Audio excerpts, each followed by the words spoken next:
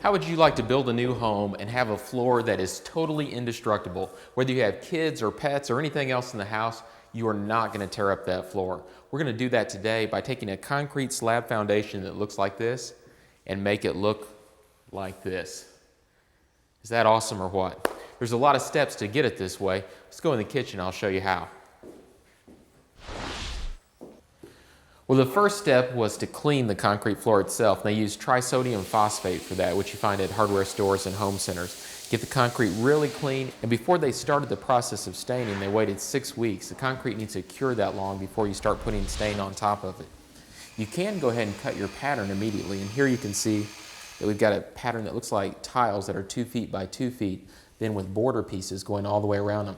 They're staining these different colors to actually give the floor a 3D effect. It's really going to look nice once they're finished.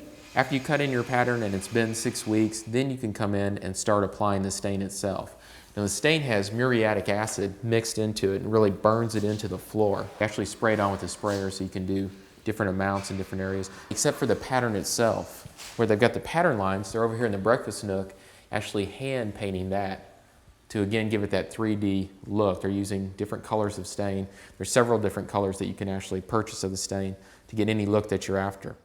Now you can go without patterns and just have a marbleized look, one color throughout the whole area, or you can cut it up like this and use multicolors to really make the floor pop, and that's what they're doing here. When you put the stain on the concrete, it's going to have reactions in different places. Here you can see we've almost got a rust look that they're going to come back over. But it actually burns into the concrete. It does make for an indestructible floor. It's really going to be nice. Now whether you go with a pattern and a lot of different stains or you just go with one stain and a marbleized look, once you're done it's time to seal it up. You can either use sealer or wax. Sealer kind of sits on top of it and it's a little easier to scratch. Wax maybe just a little more work, but it really brings those colors out, it really looks sharp. As you can see, there's a lot of handwork to this floor, but it's going to look great. Well, as I mentioned earlier, if you've got kids or pets, this is a great way to go as far as flooring.